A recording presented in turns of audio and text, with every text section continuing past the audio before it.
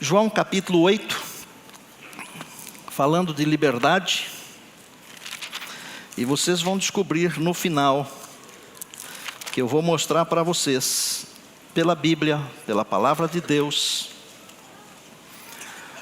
que nós não precisamos ter muitas virtudes. E você vai entender hoje que basta apenas uma virtude para ser salvo. Só uma. Pastor, mas é muito fácil. É mais fácil do que parece.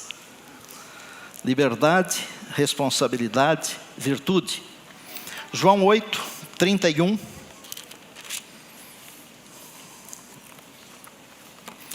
Palavra do Senhor, palavras do Senhor Jesus. Disse, pois, Jesus aos judeus que haviam crido nele. Isso é para quem crê, ok? Disse Jesus aos judeus que haviam crido nele. Não foi para qualquer um que ele disse. Se vós permanecerdes na minha palavra, sois verdadeiramente meus discípulos, e conhecereis a verdade, e a verdade vos libertará.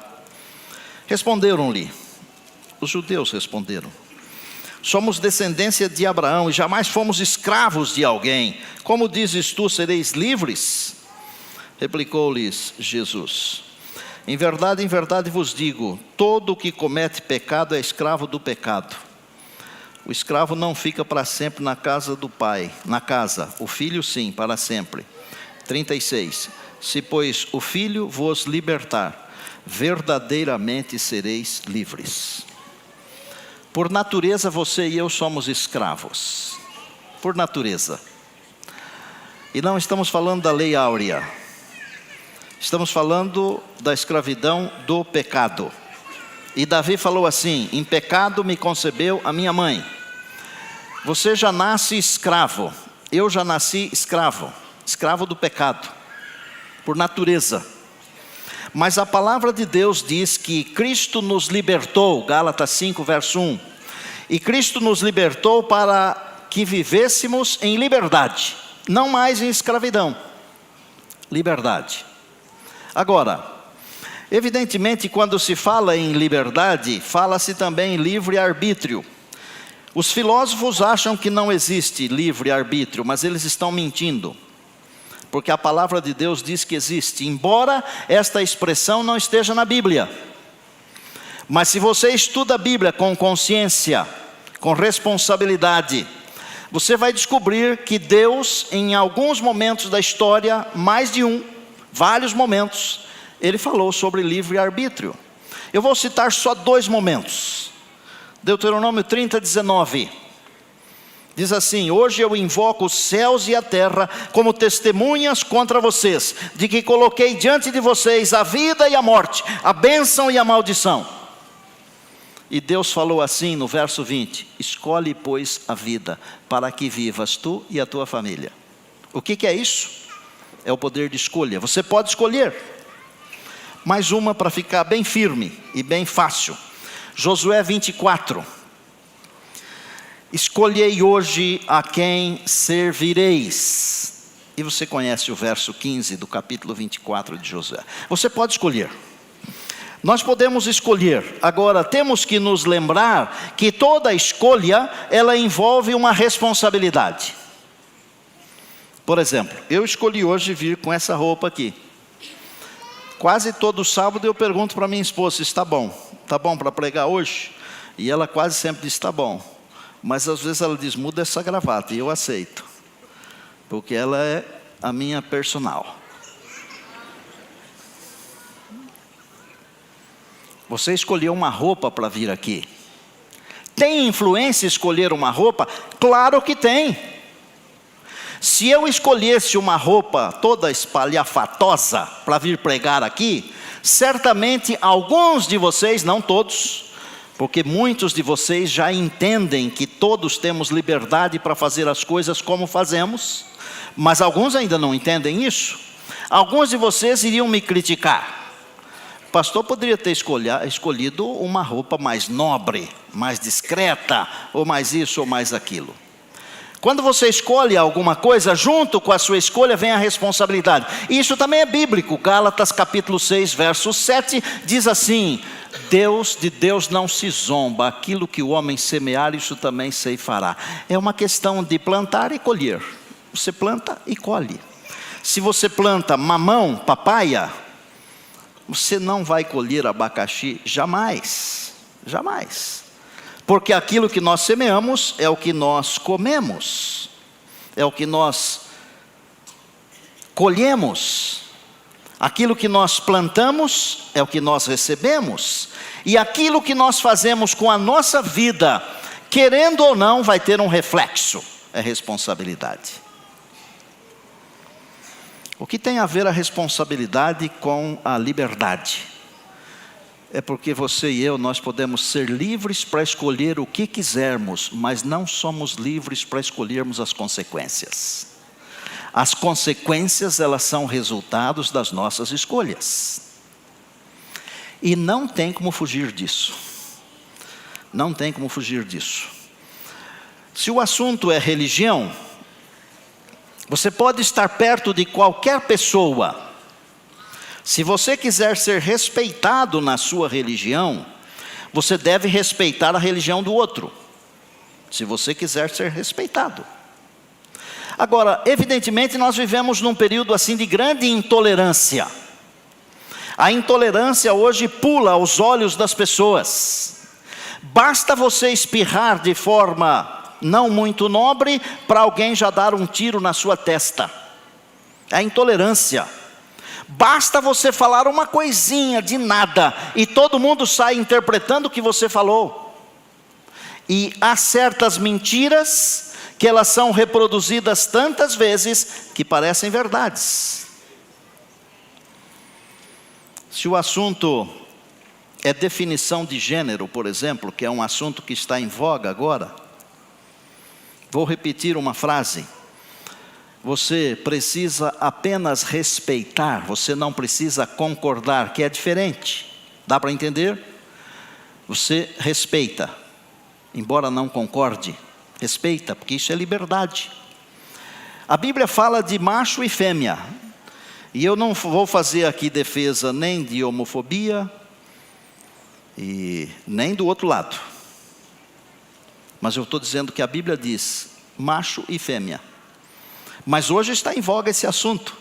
Você tem que respeitar a liberdade dos outros. Não quer dizer que você concorda. Por exemplo, o Papa Francisco, o que ele falou sobre esse assunto? Estamos vivendo um momento de aniquilamento do homem como imagem de Deus. Líder religioso de maior influência hoje. Por trás disso existe uma colonização ideológica. A questão da escolha do gênero é uma colonização. E eu vou dizer isso claramente com nome e sobrenome. Hoje as crianças na escola se ensina isso, que cada um pode escolher o seu sexo. E por que ensinar isso? Porque os livros são daquelas pessoas e instituições que lhe dão dinheiro. É a colonização ideológica também apoiada por países influentes. E isso é terrível. Palavras de quem? Não é do pastor Estina. Não são do pastor Estina. São do pastor Papa Francisco, que ele é o pastor da Igreja Católica, o maior de todos. Ele está preocupado com isso. Mas o que eu digo a você? Mesmo que você não concorde, lembre-se que devemos respeitar. E respeitar significa liberdade.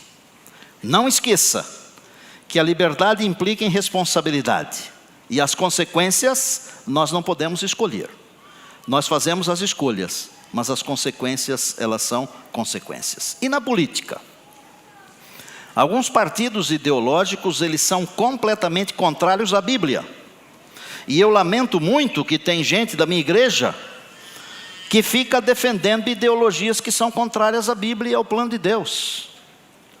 Nós deveríamos ser, como cristãos adventistas do sétimo dia, e como cristãos de um modo geral, deveríamos ser apartidários. Deveríamos ser. mas jamais deveríamos nos envolver defendendo ideologias que a palavra de Deus não defende.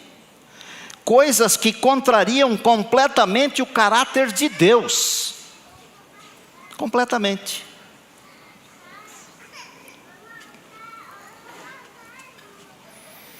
Respeite, mesmo que você não concorde.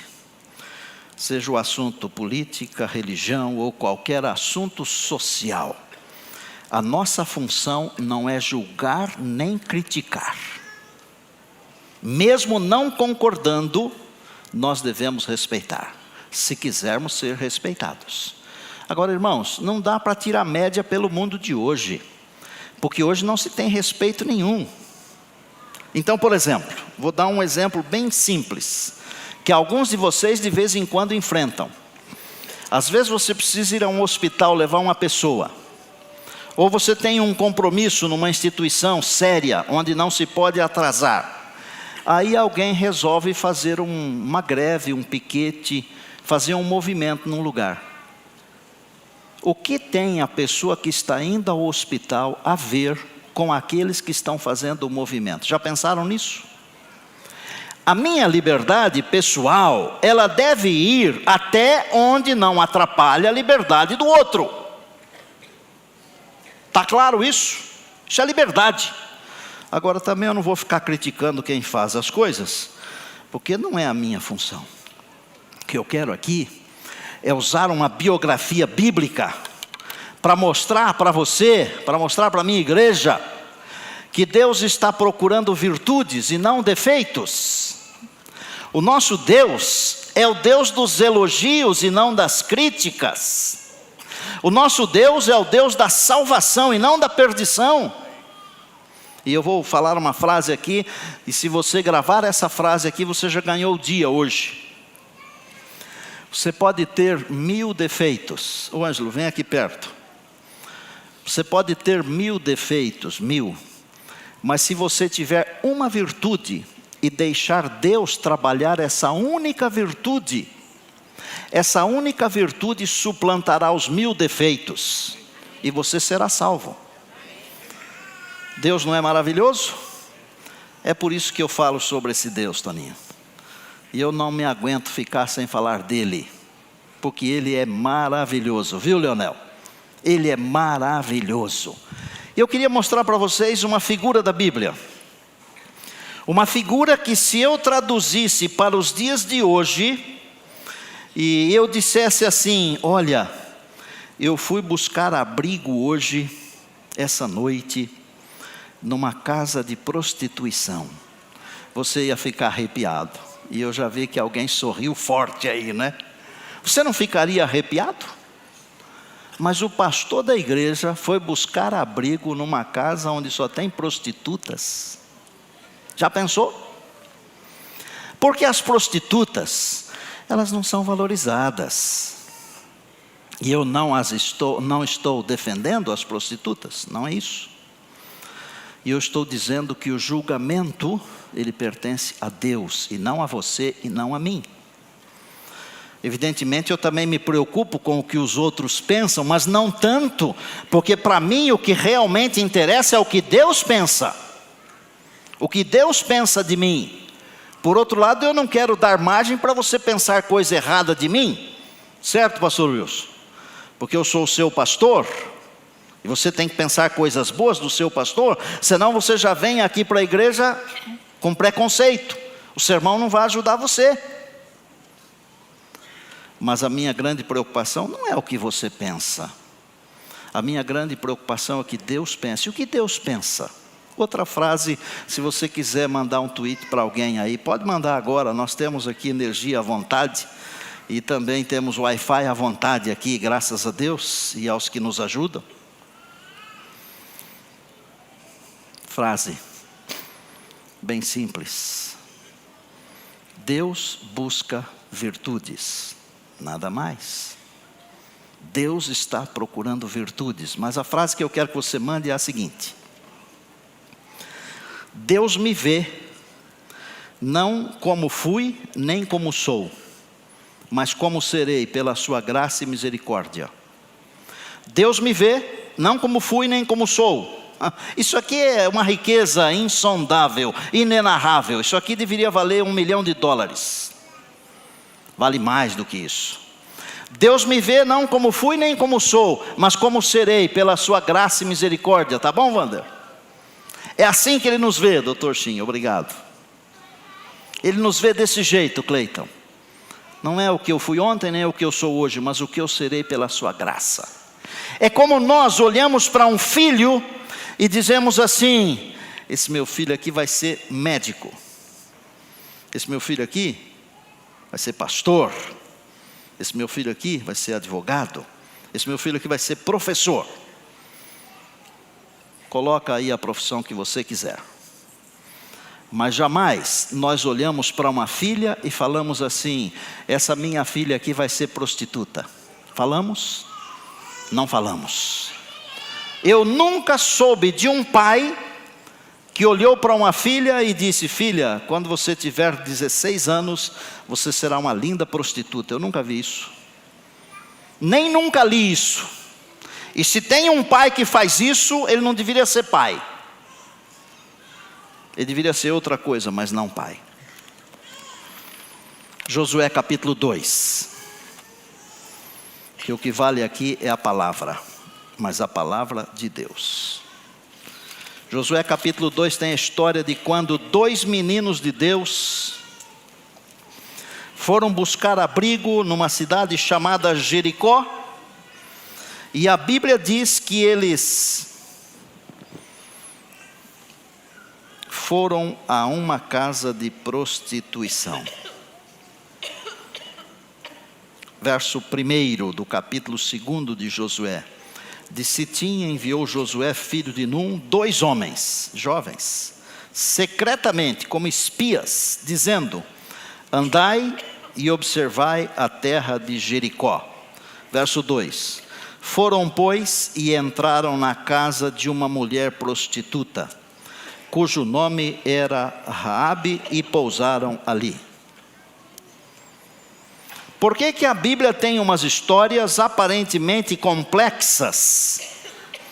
Porque estas histórias visam alcançar a você e a mim onde nós estamos, porque nós somos complexos. Quem de nós nunca foi a um lugar onde não deveria ter ido? Você poderia levantar a mão? Você nunca foi a um lugar onde nunca deveria ter ido? Que tal? Eles foram a um lugar onde nós dizemos não deveriam ter ido, mas Deus disse que deveriam ter ido. E daí? O julgamento de Deus é diferente. Não é o que eu fui, nem o que eu sou, mas é o que eu serei. E sabe como eu vejo o julgamento de Deus? Eu serei um filho no reino de Deus. Eu entrarei pelas portas da Nova Jerusalém. É isso que a Bíblia me diz, amém?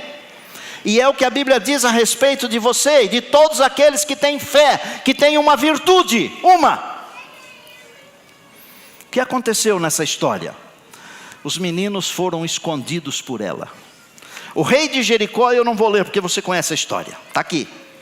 O rei de Jericó mandou os guardas lá, os policiais, para prenderem os meninos. Ela mentiu. Ela disse: eles já foram embora, mas eles estavam escondidos lá em cima do telhado. Antes de eles dormirem, ela foi lá em cima e disse: olha, eu protegi vocês. Eu conheço o Deus de vocês. Que tal?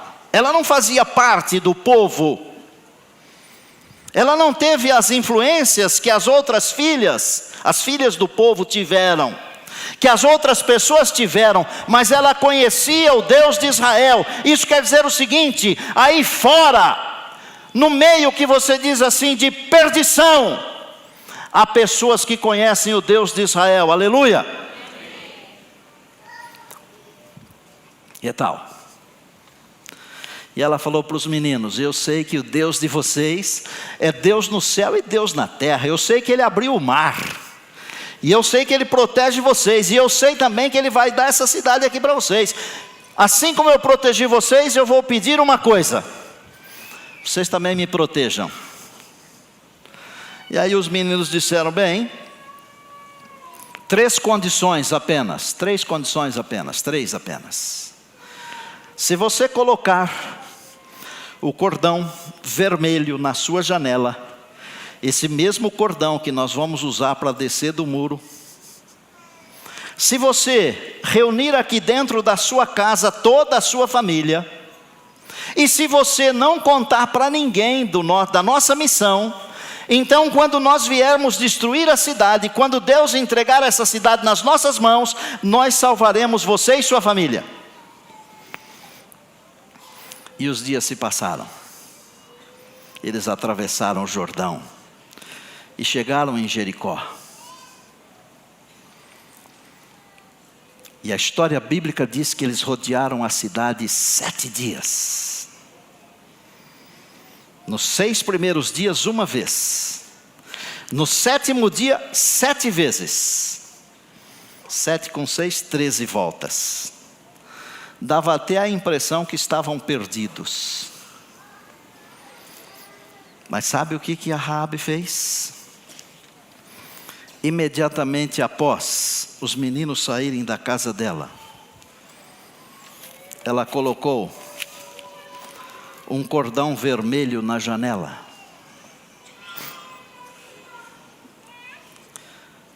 Ontem a Mari me mostrou um videozinho assim, que foi produzido pela nossa comunidade, de um moço voltando para casa de moto e pedindo perdão para o pai.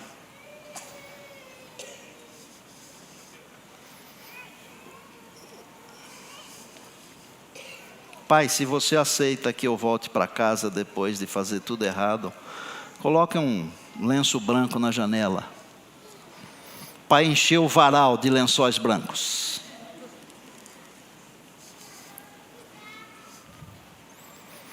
Ela colocou o cordão lá. Reuniu a família dentro de casa.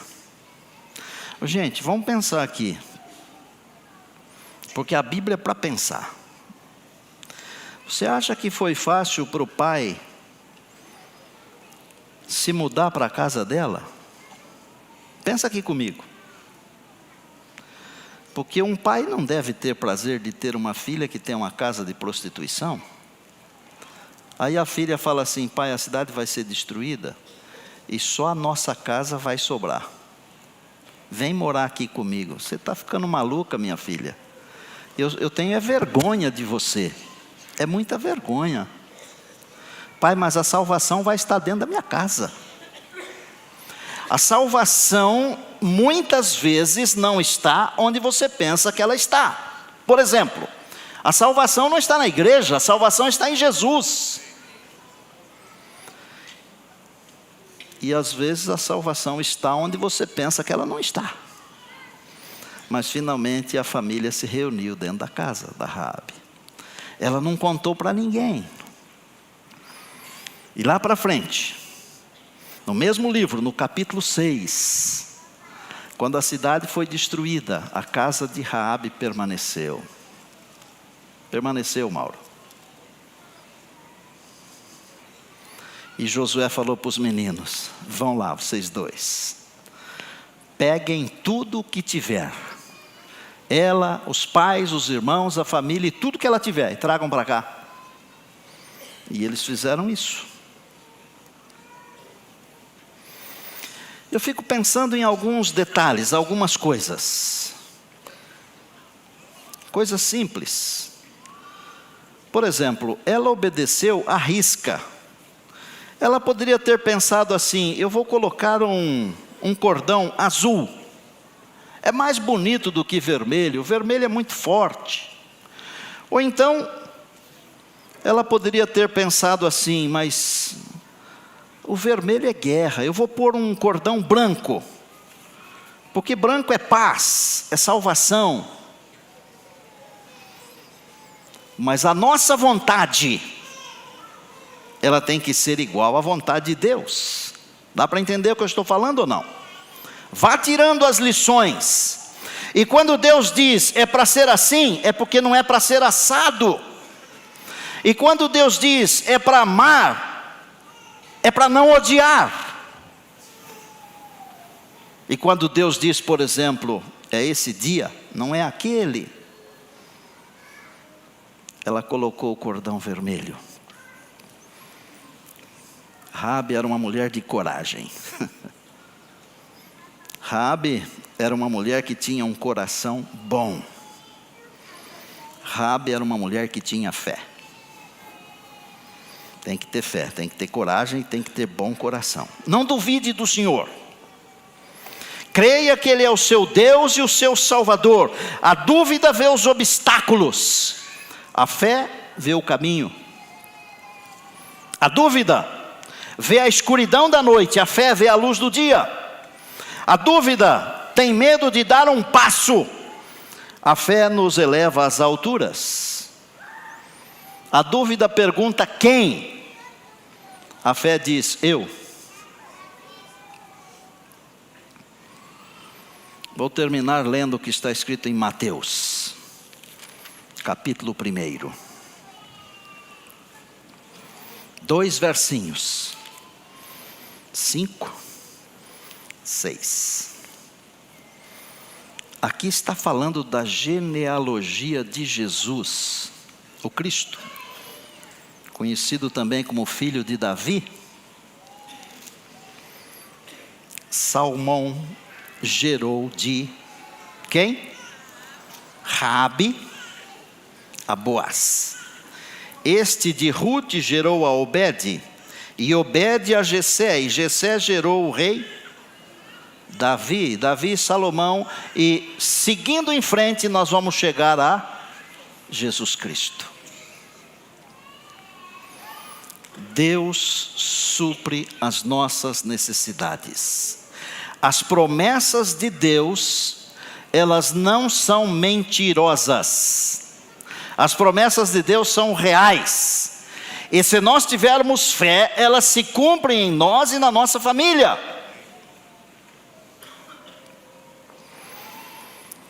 Hebreus 13:5. Não te deixarei nem te desampararei. Filipenses 4:19. O meu Deus, segundo a sua riqueza em glória, há de suprir em Cristo Jesus cada uma de vossas necessidades. As promessas de Deus, elas se cumprem se tivermos fé. Deus está em busca de virtudes. Qual é a virtude que Deus mais valoriza? É a fé. Porque sem fé é impossível agradar a Deus. Hebreus 11. Raabe demonstrou fé. E quando eu leio o capítulo 11 do livro de Hebreus, aos Hebreus, no verso 31, eu encontro a seguinte frase: Raabe, pela fé, Raabe não foi destruída junto com os demais desobedientes, porque acolheu aos espias com paz. Foi pela fé. Pela fé. Se eu olhar para a vida de Abraão, Abraão foi chamado de amigo de Deus pela fé. Davi se tornou o homem segundo o coração de Deus pela fé.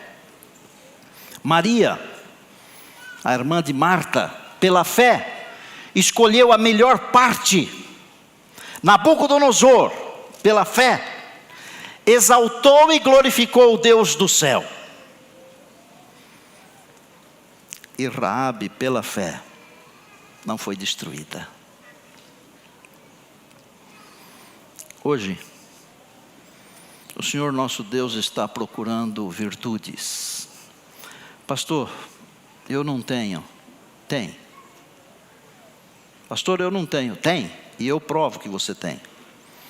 A Bíblia diz em Romanos que Deus distribuiu um pouco de fé para todas as pessoas. Não existe ninguém a quem Deus não tenha dado um pouco de fé. Qual é a nossa responsabilidade? A nossa responsabilidade é exercitar essa fé. Os músculos crescem quando são exercitados. Tá certo? A fé cresce quando exercitada. E quando eu tenho essa única virtude, sabe o que Deus faz comigo? Deus me dá um banho de ouro. Deus me dá um banho de sangue, para que eu fique impermeabilizado. Hoje Deus quer abençoar essa virtude que eu tenho, chamada fé. E Ele quer colocar o sangue do Cordeiro sobre mim, para valorizar a minha fé. A minha fé, trabalhada pelo Senhor, ela vai suplantar todos os meus defeitos, todos. E não vai ficar um só sequer. Porque pela fé, o Senhor Deus vai me salvar. Queria fazer um chamado hoje, para as pessoas que precisam ser banhadas no sangue do Cordeiro de Deus. Para que Deus transforme essa única virtude, que é a fé, na coisa mais importante da vida.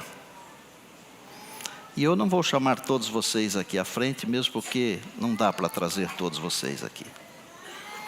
Mas talvez tenhamos algumas poucas pessoas que queiram vir aqui à frente e dizer para Deus assim: Senhor, essa única virtude que o Senhor me deu, a fé, eu quero que o Senhor trabalhe essa virtude. Eu quero que o Senhor me dê um banho no sangue do Cordeiro, para que essa virtude suplante todos os meus defeitos, todos os meus erros, todos os meus problemas. E eu não estou prometendo a você uma coisa que Deus não é capaz de fazer. E eu estou dizendo a você uma coisa que Deus é capaz de fazer e já provou isso, porque fez isso na vida de Raabe. Se dependesse de mim, eu jamais colocaria na genealogia de Jesus, o meu Salvador, uma prostituta. Eu não faria isso. E eu tenho dúvidas de que você faria. Mas Deus fez. Por quê? Porque Deus não me vê como eu fui nem como sou. Ele me vê como eu serei, pela graça e misericórdia sua. Se você precisa ser lavado pelo sangue do Cordeiro, eu desafio você a vir aqui perto de mim agora. Vem aqui. Sobe aqui, no altar de Deus.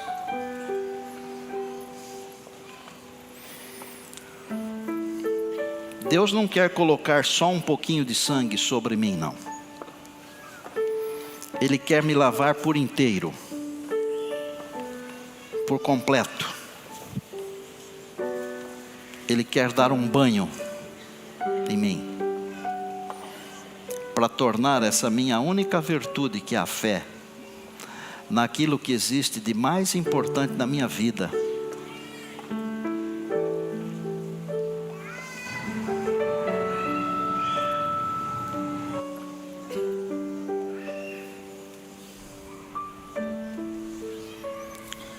Deus quer passar o sangue sobre todos nós. Amém.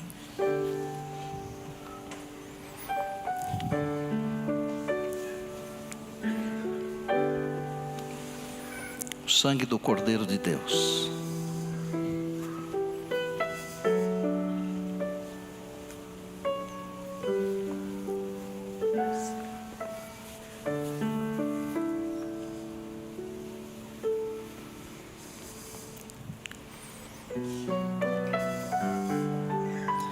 Senhor, obrigado porque o Senhor colocou um pouquinho de fé no nosso coração. Não é pelas nossas forças, mas é pelo sangue do Cordeiro. O Senhor que fez de Raabe uma das ancestrais de Jesus, porque ela teve fé ao receber os espias com paz. Nós estamos aqui na igreja hoje, estamos assistindo também pela internet. Mesmo que a nossa fé seja bem pequenininha, como o tamanho de uma semente de um grão de mostarda, valoriza essa fé. Batiza-nos outra vez com o sangue do Cordeiro de Deus. E que essa fé trabalhada pelo Senhor suplante todos os nossos defeitos. E quando Jesus regressar, meu Deus, nós ouçamos a sua voz dizendo: bem está, servo bom e fiel. Nós queremos oferecer ao Senhor a nossa vida. Queremos oferecer ao Senhor as nossas crianças, os nossos jovens e também os nossos irmãos e irmãs mais experientes. Usa-nos como instrumentos teus e do teu serviço. Nós oramos agradecidos em Cristo. Amém.